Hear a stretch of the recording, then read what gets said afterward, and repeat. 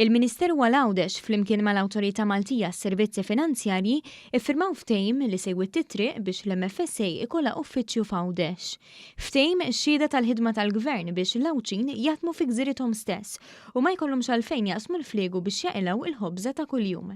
Il-Ministru għal-Għawdex Ġustin Karwana qalet li l-Gvern huwa konxju tal-isfidi u l-inkonvenjenti li għandhom il-ħaddiema Għawċin u nutat kif il-Ministeru għal-Għawdex minn barra li offri assistenza finanzjarja biex itaffi l-pis lil dawk li jaqsmu l-fliegu qed jaħdem ukoll biex jintlaħqu ftehimiet ma' diversi entitajiet biex jinfetħu aktar uffiċini f'Għawdex, kemm dawk fis-settur pubbliku kif ukoll privat. Permetti lilna bħala Ministeru biex inkomplu nsaħħu l-pjattaforma ta' promozzjoni ta' Għawdex fuq livelli u binarji differenti biex inkomplu nkattru l-investiment, inkabru l-ekonomija, però fuq kollox noħolqu xogħol f'Għawdex għall-Għawċin. Is-Segretarju Parlamentari għas-Servizzi Finanzjarji, l-Ekonomija Diġitali u Innovazzjoni Silvia Xkembri qal li ftehim bħal dan isalva l-ħin prezzjuż ta' diversi Għawċin.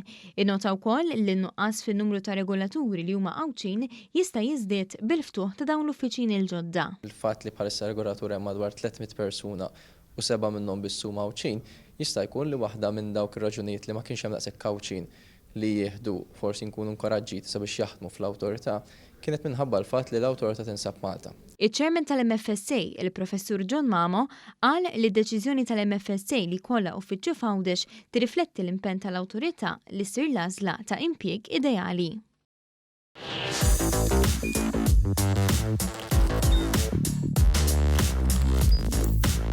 Idħol fuq one.com.mt u hemmhekk tista' tara l-programmi kollha li jxandru fuq One permezz ta' One Play.